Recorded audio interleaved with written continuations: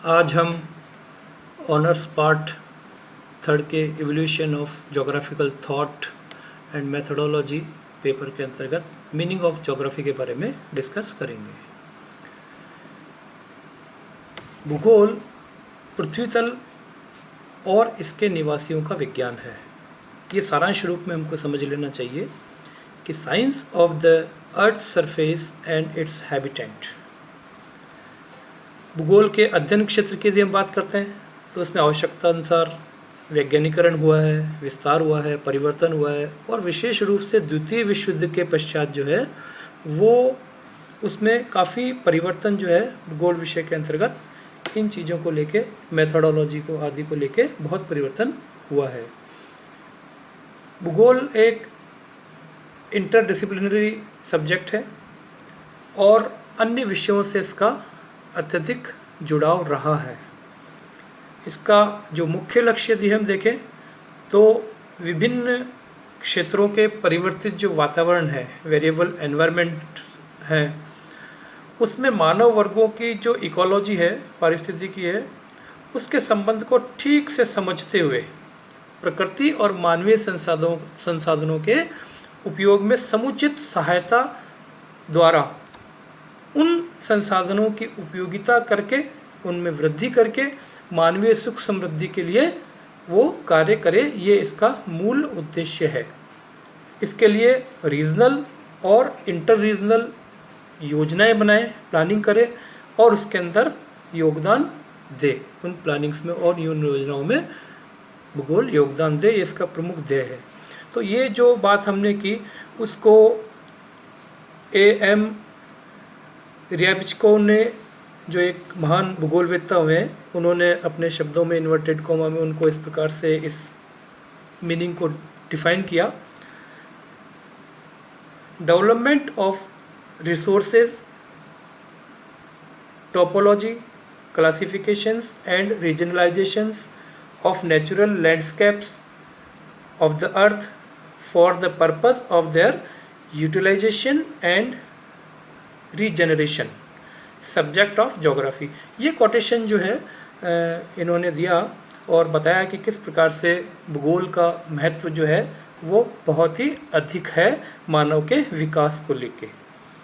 तो भूगोल का जो पृथ्वी का विज्ञान है, भूगोल पृथ्वी का विज्ञान है जिसमें पृथ्वी तल के भौतिक और जैविक तथा उनकी जो क्षेत्रीय विभिन्नताएं हैं और उसके साथ साथ स्थानिक संबंध, जो स्पेशल रिलेशंस जो रहे हैं भौतिक और प्राकृतिक तत्वों से मानवीय तत्वों के, उनका अध्ययन करना और किस रूप में, वर्ल्ड ऑफ मैन।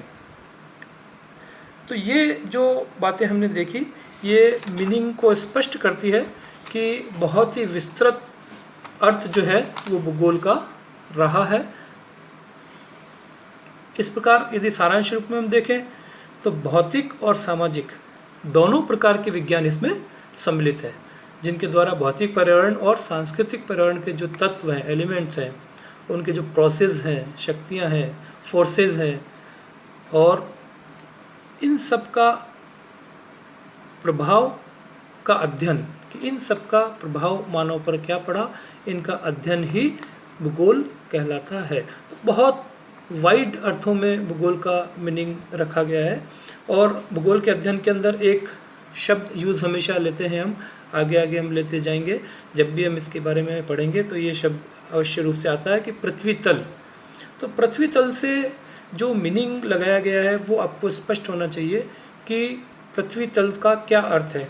तो सारांश रूप में यदि हम इसको डिस्कस करें तो पृथ्वी तल या भूतल, अर्थ सरफेस जो हम बार बार वर्ड यूज़ करते हैं, उसका मीनिंग क्या है, उसमें चार जो है वो पक्ष सम्मिलित होते हैं। आप इस बात को अच्छे से ध्यान में रख लें। वो चार पक्ष हैं वो मैं आपको बता रहा हूँ कि पृथ्वी तल पर समस्त स्थल खंडों और महासागरों के तल के जितने भी लैंड पार्ट्स हैं और महासागरों के जो बॉटम है, तली है, उसको इसमें सम्मिलित किया जाता है। पहला पार्ट इसका ये है भूतल के अंतर्गत जो हम अभिप्राय लेते हैं। इसके पश्चात पृथ्वी तल से थोड़ी गहराई तक सीधी प्रभावकारी शैल परतें, इनको जो है हम लेते हैं कि जो रॉक्स की जो सीधी पृथ्वी तल से थोड़ी गहराई तक जो होती है जो प्रभावकारी होती है उन शैलों को भी हम भूतल या अर्थ सरफेस के रूप में यूज लेते हैं। दूसरा ये पार्ट भी इसी का हिस्सा होता है। इसी प्रकार से वायुमंडल, खासतौर से जो उसकी निचली परत है जिसको ट्रोपोस्फीयर कहते हैं, क्षोभ मंडल, जिसमें ऋतु जलवायु आदि के अंदर जो विभिन्नताएं होती है वो भी इस भूतल या पृथ्वी तल या अर्थ सरफेस के अंतर्गत आता है। इसी प्रकार से चौथा बिंदु जो है वो पृथ्वी के ग्रही संबंध जो होते हैं, जो पृथ्वी के घूर्णन से संबंधित होते हैं, अर्थात अक्ष पर भ्रमण को और परिक्रमण, तो रोटेशन और रिवोल्यूशन जो है ये भी इसके अंतर्गत आते हैं। क्यों? क्योंकि ये पृथ्वी के तल के ऊपर जो गतिविधियाँ होती हैं उनको अत्यधिक रूप से प्रभावित करते हैं। तो ये जो चारों चीज़ें हैं ये भूतल वर्ड जब हम यूज़ करते हैं अर्थ सरफेस तो उसके अंतर्गत सम्मिलित होती है। अब हम यदि शाब्दिक अर्थ की बात करते हैं तो ये आपके स्क्रीन पर जो मीनिंग बताया गया है ये एक यूनानी भाषा का शब्द है, ज्योग्राफी, जी प्लस ग्राफो, ये यूनानी भाषा के शब्द हैं, इनसे मिलकर बना है और इसका अर्थ होता है पृथ्वी का वर्णन करना। भौगोलिक अध्ययन का केंद्र बिंदु की यदि हम बात करें तो केंद्र बिंदु स्पेस और प्लेस, ये केंद्र बिंदु होता है भूगोल का कि किसी भी स्थान की, किसी भी स्पेस की स्टडी करना, ये इस पर ही केंद्रित रहता है भूगोल का सारा मीनिंग। दूसरा, भूगोल के अंतर्गत भूतल के विभिन्न भागों में पाए जाने वाले भौतिक और मानवीय दोनों प्रकार के तथ्यों के वितरण, प्रतिरूपों तथा घटनाओं का तार्किक व्याख्या की जाती है। तो केंद्र स्थान जो रहता है, केंद्र बिंदु रहता है, वो स्थान या क्षेत्र होता है और इसके अंतर्गत भी भूगोल के जो विभिन्न भाग हैं वहाँ पाए जाने वाले जो भौतिक और मानवीय दोनों प्रकार के जो तथ्य हैं उनका डिस्ट्रीब्यूशन क्या है, डिस्ट्रीब्यूशन पैटर्न क्या है और वहाँ पर जो भी घटनाएं घट रही है उनका वैज्ञानिक विश्लेषण करना भूगोल के अर्थों के अंतर्गत लिया जाता है। तो हेटनर ने एक डेफिनेशन या यूँ कह दें कि हेटनर ने 1905 में भूगोल को समझने के लिए 3 बातें या 3 बिंदुओं का निरीक्षण करना चाहिए। ये हेटनर ने 1905 में जो बताए वो 3 बिंदु आपके सामने स्क्रीन पर हैं। नंबर 1, हम सब दृश्य वस्तुओं के संबंध में देखते हैं। इसके अंतर्गत वर्गीकृत विज्ञान, क्लासिफाइड साइंस आते हैं। वर्गीकृत विज्ञानों या विज्ञान तत्वों की व्याख्या करते हैं। इन्हें पदार्थ विज्ञान भी कहा जाता है। तो मटेरियल साइंस या क्लासिफाइड साइंस ये हमारा वस्तुओं के संबंध में पहला जो बिंदु है वो हम भूगोल को समझने के लिए ले सकते हैं कि क्लासिफाइड साइंस या मटेरियल साइंस इसका एक महत्वपूर्ण पक्ष है। दूसरे बिंदु से काल के संदर्भ में उनके विकास का अध्ययन करते हैं, जिसके अंतर्गत ऐतिहासिक विज्ञान, हिस्टोरिकल साइंसेस आते हैं, टेम्पोरल साइंस भी इनको कहते हैं। तो समय के साथ साथ उन जो क्लासिफाइड साइंस है, मटेरियल साइंस है, इनके अंदर अलग अलग वस्तु और तथ्यों के जो समय के साथ जो परिवर्तन होता है, विकास होता है, उसको भी हम इसके अंतर्गत लेते हैं। और ये एक तरह से ऐतिहासिक विज्ञान, हिस्टोरिकल साइंसेस जो है वो विषय इसके अंतर्गत भूगोल में कंसर्न किए जाते हैं। और तीसरा बिंदु है इसको समझने के लिए भूगोल को, वो है क्षेत्रीय संदर्भ में उनके क्रम और वर्गीकरण का निरीक्षण करते हैं। इसके अंतर्गत क्षेत्रीय या स्थान संबंधी विज्ञान, स्पेशल साइंसेस आते हैं कि किसी भी एक क्षेत्र विशेष के अंदर यदि कोई चीज़ स्पेशलिटी पाई जाती है तो वो वहाँ का स्पेशल एनवायरनमेंट है, चाहे वो फिजिकल एनवायरनमेंट हो, चाहे वो मानवीय वातावरण हो, पाया जाता है। तो ये तीनों तथ्य भूगोल को समझने के लिए साइंसेस से जुड़ाव रखते हैं और इनका इन साइंसेस में भी स्टडी होता है। और इसके अलावा हम भूगोल में इन चीज़ों के समझे बिना भूगोल को आसानी से नहीं समझ सकते। तो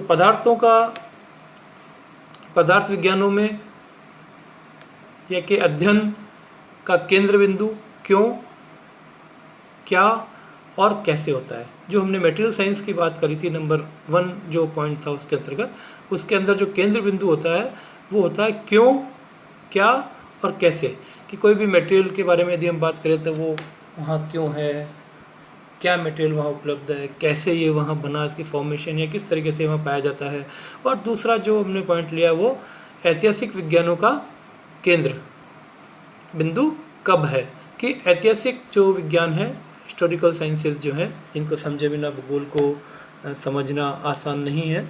वो है कब, कि टाइम से संबंधित वो चीज़ें होती है, कब कौन सी घटना कहाँ घटी। तो कब जो है एक बहुत महत्वपूर्ण है, टाइम से संबंधित ये बात है। तो हिस्टोरिकल साइंसेज में इसका एनालिसिस होता है और हिस्टोरिकल ज्योग्राफी भी हमारी एक ब्रांच पाई जाती है कि कौन सा घटना या कौन सी चीज़ कब कहाँ कैसे घटी। इसी के साथ साथ क्षेत्रीय विज्ञान का जो केंद्रीय बिंदु है वो है कहाँ। तो कब, कहाँ और क्यों, क्या, कैसे, ये सारे जो प्रश्नों के जवाब है ये हमको भूगोल के अंतर्गत पाए जाते हैं। तो ये जो है एक सामान्य मीनिंग हमने देखा। अब एक आपके स्क्रीन पर एक डायग्राम बताया गया है, उसके अंदर वही चीज़ बताई गई है जो भी आपको मीनिंग में आपको एक्सप्लेन करी थी कि किस प्रकार से भूतल का जो हम प्रयोग करते हैं, कि किसे भूतल कहते हैं, अर्थ सरफेस से क्या अर्थ लगाते हैं। तो इसके अंदर लिथोस्फीयर वाली जो बात आई, वो वाली जो हमने पहले पॉइंट के अंदर की थी, 4 पॉइंट्स जो हमने लिए थे भूगोल के भूतल को समझने के लिए, वो इनमें सम्मिलित है। तो लिथोस्फीयर, एटमॉस्फेयर और हाइड्रोस्फीयर, तो ये तीनों चीज़ें मिलके, और ये बायोस्फीयर, जो इन चीज़ों का जो तीनों एनवायरनमेंट का जो कॉमन एरिया है वो बायोस्फीयर कहलाता है। तो ये कोर कॉन्सेप्ट है ज्योग्राफी का, कि ये ज्योग्राफी के अंतर्गत ये सभी चीज़ें सम्मिलित होती है। और इसके अंदर जो हमने 3 बिंदु अभी भी देखे थे कि उसको भूगोल को समझने के लिए कौन से 3 बिंदु प्रमुख हैं, उन तीनों के आधार पर कब, कहाँ, क्यों, कैसे, ये सारी चीज़ें जो है भूगोल के मीनिंग के अंतर्गत आती है। और मानव और प्रकृति के बीच के संबंधों का विशेष रूप से जो क्षेत्रीय अलग अलग पैटर्न पाए जाते हैं, उन सब का अध्ययन हम भूगोल के अंतर्गत करते हैं।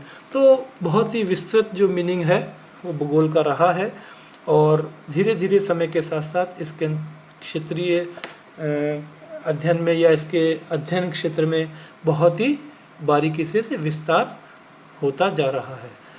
एक स्क्रीन पर आपको ये इरेटोस्थनीज, जिन्हें फादर ऑफ ज्योग्राफी कहा जाता है, तो कंट्रोवर्सीज को लेके रहती है कि फादर ऑफ ज्योग्राफी, तो वो हम आगे जैसे जैसे पढ़ेंगे इसको हम डिस्कस करेंगे। इरेटोस्थनीज को भूगोल का पिता कहा जाता है। स्क्रीन पर इनका चेहरा है, अंतिम अपनी अवस्था में ये ब्लाइंड हो गए थे। तो इन्होंने जो सबसे पहले ज्योग्राफी शब्द का यूज़ किया था अराउंड 276 BC। तो ग्रीक के जो कॉलोनी है उसके अंदर लीबिया जो वर्तमान में है, यहाँ पे ये इनका बर्थ हुआ था, बॉर्न हुए थे ये। और इनकी जो एजुकेशन हुई थी, he was educated at the academy of Athens. Athens में इनकी एजुकेशन हुई थी, और ये अपॉइंटेड हुए थे as a director of great library at Alexandria in 245 BC। तो इन्होंने हेड लाइब्रेरियन के रूप में वहाँ पे कार्य किया था अलेक्जेंड्रिया में। एथेंस में इनकी स्टडी हुई थी, लीबिया में इनका बॉर्न हुआ था। तो इस प्रकार से ये फादर ऑफ ज्योग्राफी कहलाते हैं, क्योंकि इन्होंने पहली जो शब्द यूज़ किया था भूगोल, ज्योग्राफी वर्ड इन्होंने ही यूज़ किया था फर्स्ट टाइम। और उसके पश्चात इसका जो मीनिंग इन्होंने बताया वो बताया राइटिंग अबाउट द अर्थ, कि अर्थ के विषय में लिखना, that is the meaning of geography. Jio plus graphy, जैसा कि हमने देखा यूनानी शब्द की व्याख्या करके कि पृथ्वी का वर्णन करना, ये इरेटोस्थनीज ने इनको जो है फादर ऑफ ज्योग्राफी इसलिए कहा जाता है कि इन्होंने सर्वप्रथम ज्योग्राफी शब्द का यूज़ किया था। और इरेटोस्थनीज जो थे वो बहुत ही प्रगाढ़ गणितज्ञ थे, मैथमेटिशियन थे, एंड ज्योग्राफर ये महान रहे हैं। इसके अलावा फिलोसोफर, कवि भी ये रहे हैं, और एस्ट्रोनॉमर भी ये रहे हैं, अपनी ओल्ड एज में जो इनका एक सबसे दुर्भाग्यपूर्ण पक्ष रहा, ये ब्लाइंड हो गए थे और इनकी जो मृत्यु है वो अलेक्जेंड्रिया में ही 194 BC के अंदर हुई थी। तो इन्हें फादर ऑफ ज्योग्राफी कहा जाता है। नेक्स्ट स्क्रीन पे इनके जो स्थान रहे उनको विश्व के अंदर बताया गया है कि लीबिया में इनका बर्थ हुआ था। ये लीबिया आपके स्क्रीन पर है। यूरोप के अंदर ही इनका ज़्यादातर विचरण रहा। और उसके पश्चात अलेक्जेंड्रिया तो बर्थ प्लेस है एराटोस्थेनीज का। इसके अलावा एथेंस में इन्होंने एजुकेशन ली। एथेंस में इनका यहाँ भी एजुकेट हुए और उसके पश्चात अलेक्जेंड्रिया सिटी के अंदर ये डाइड हुए। ये एक इनका इम्पोर्टेंट प्लेसेस जो रिलेटेड एराटोस्थेनीज से थे वो आपको मैंने स्क्रीन पे दर्शाए हैं। और अब हम मीनिंग के साथ साथ ये देखें कि ज्योग्राफी में क्या कैरियर हैं। इसके लिए आपको इस स्क्रीन पे दिखाया गया है कि आप कार्टोग्राफर के रूप में अपने आप को तैयार कर सकते हैं। इससे संबंधित कोर्सेज वगैरह यूनिवर्सिटी में के कार्टोग्राफर का बहुत बड़ा स्कोप है। इसके अलावा एनवायरमेंटल कंसल्टेंट के रूप में जो भूगोल के विद्यार्थी हैं उनको स्कोप रहता है सर्विसेज वगैरह के लिए। और GIS ऑफिसर के लिए भी भूगोल के विद्यार्थी फिल करते हैं जो अपनी क्वालिफिकेशंस हैं। और आर्किटेक्ट का लॉजिस्टिक भी इसका एक प्रमुख व्यवसाय हो सकता है जिन विद्यार्थियों के पास भूगोल है।